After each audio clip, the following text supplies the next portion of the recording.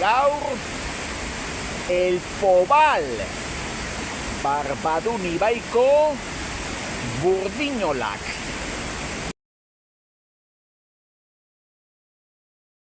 No lo decimos nosotros, lo dijo un artista vasco, Tabasco, Tabasco, lo del ojo era Tabasco, no lo decimos nosotros, melon, lo amino, dijo un artista vasco, Haupa, andal.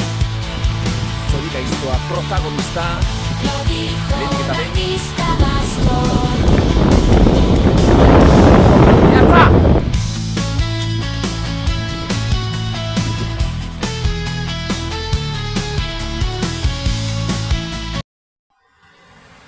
Bon, eta hementxe, urak mugitzen dituen ola hauek oso ohikoa dute kanala, Justo han atzean entzuten den zarata hori eta aurkezpenerako probestu dudan markon konparablea, ez dakite zauzek ikusten zen, baina hori presa bat zen eta presa hori egin zuten justo gero ura hemengo zeretik bideratzeko olara. Ola, el Pobal, apurtxo bat aurrerago dago, hemengo zentzuan, otitxi doaz, ura, eta berton ja, pilatu joaten da gero, erruberak ez, baina engranaje guztia mugitzeko.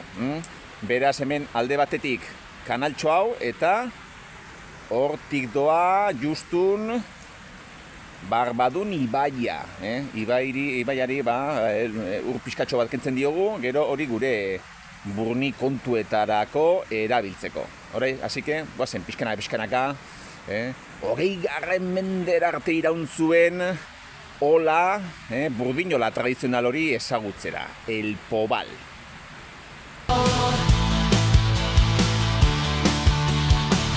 Lo dijo un artista vasco.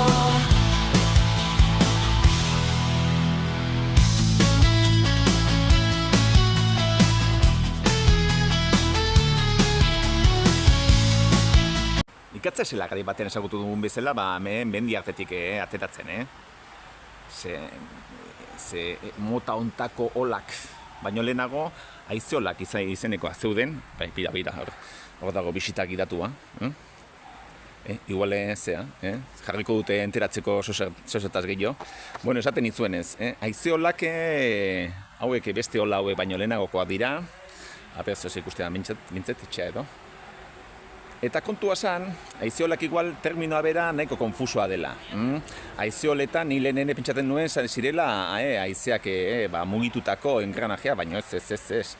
Antza denez hitza bera Goierri aldetik dator eta berton zeuden mendian eta ekatza egiten zuten olak, baina ez pentsatu engranaje berezirik zutenik, baizik eta egiten zutena da olako burni montutxo batzutan eta olako labe antzeko batzutzean burnia bera egiteko, edo burnia bera herritik eta banatzeko.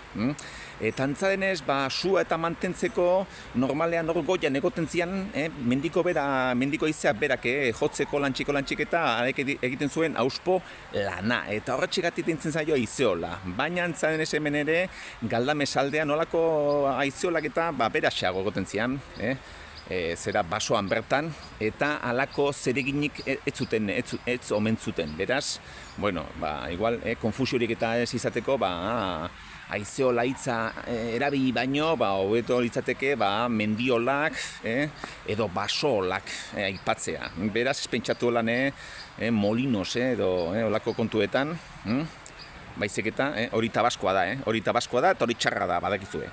Baizik eta, ala egiten zirela hasiera batean burnia. Gero ja, uste dut 14. mendetik aurrera zitzirela ja olako kontuetan, olako eraikinetan eta ura probestuaz, teknologia berri batekin burnia egiten eta are eta burni gehiago.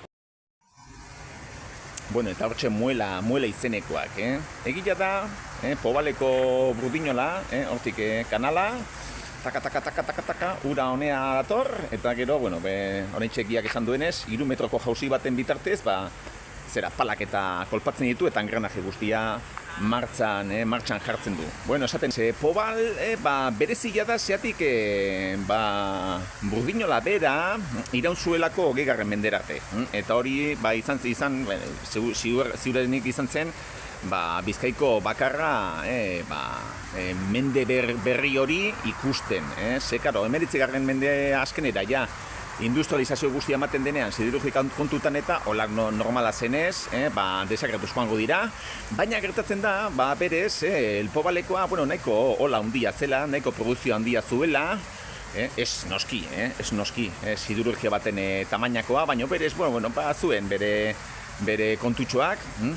Pobal bera ere, hola, aspaldianik Salazar familiarena izan duzen. Han badakizue Lope García Salazar, Bizkaiko kronista ezagun horrek, bere domeinuetan gaudela orain, Muskizeko muñatonez zera, gotorlekua bere familiena ezan, eta hauek ere Portugalet eta hortik beti ibiliziran, kontrolatzen zuten Burni kontu guztiak, hemen inguruan.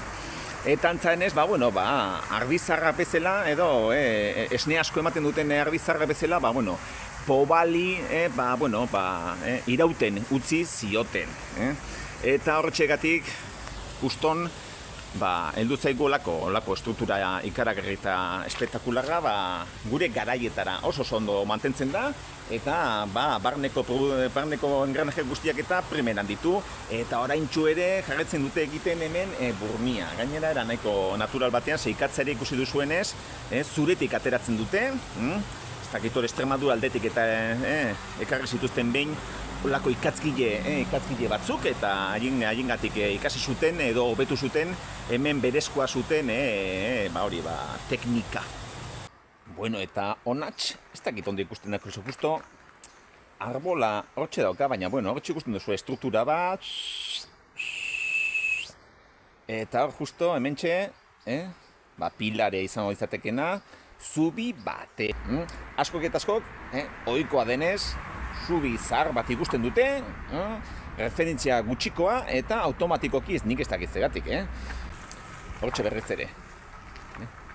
Betidanik esan dugu erromatarrak, eta mairuak eta olako kontuak ez zirela inoiz Euskal Herrira heldu, Euskal Herria beti mundu galdu eta isolatu bat izan dela, eta gero olakoak ikusi eta esaten dugu erromatarra izango dela. Olakoak Euskal Herrian asko ematen dira, kontradizio, gauza bat esan eta horrengo batean, hau erromatarra, hala, con mis santos huevos, ez, Horako kontuak eta ez baldin eta ez badakigu, fikatu behar gara, zelako arkitektura duten, nola dauden harriak enkajatuta, erromatarrek ez zuten zementurik eta horrelako konturik erabiltzen, eta zelakoa den harria ondo landuta dagoen edo ez, eta gero baita ere, olako ibai bateko hidrologia, zelakoa den, ibai honek, Barbadun ibaiak, ohikoan indar asko ekartzen baduen, udaberrian, deshielo kontuekin edo, eta horrek nola eragiten dien bertoko zubiei, ze asko eta asko menden poderioz, jauzi egiten dira ur horrek duen indarrarengatik, eta horretxegatik oso arraroa da erromatar garaiko zubiek agokitzea, hidrologia bortitzori duten ibai asko. Un artista vasco lo dijo un artista vasco.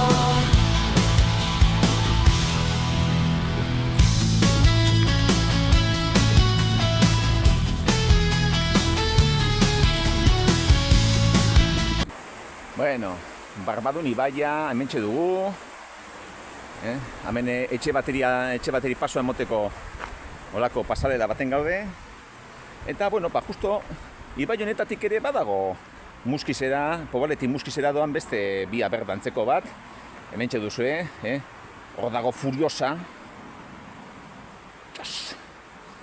txuzen biziketa zarra, baina honek dauke espiritua duke. Eta esaten duenez, oso erraz duzuen Muskizetik ona Pobalera mugitzea.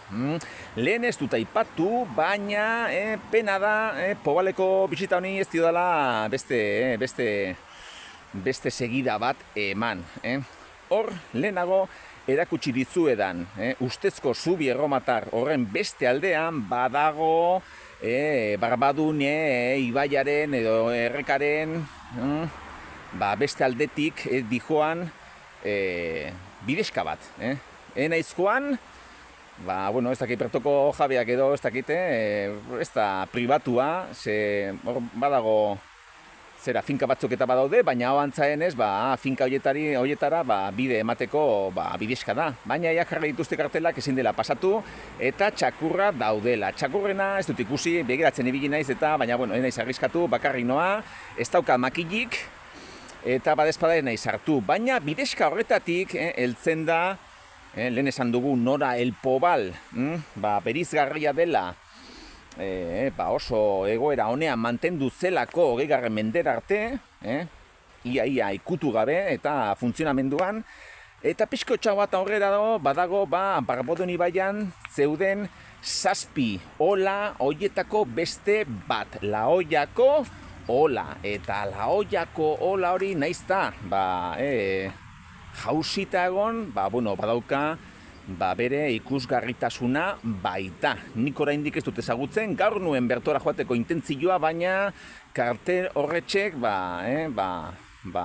kokildu egin nau eta badezpada naiz arriskatu, baina esaten dizuet, nik uste hori dela bakarri bertoko finkatara eta jendea kuskusiatzera joateko. Beraz, bertotik pasatzen bazarete, muskizetik datorren bide berde hau egiten baduzue, lasai asko, makile ezan eskero eta pertsona batzuk joan ezkero, egin ezazue bidezka hori Laoiako beste ola horren ruinak ezagutzeko. Beraz, onarte gaurko bideoa, beraz urren artio eta ondo segi!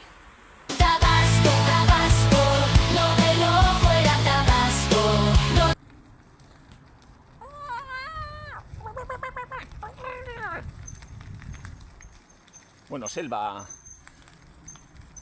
Selva imitazioa zan, como estuviésemos en Vietnam. Lo decimos nosotros,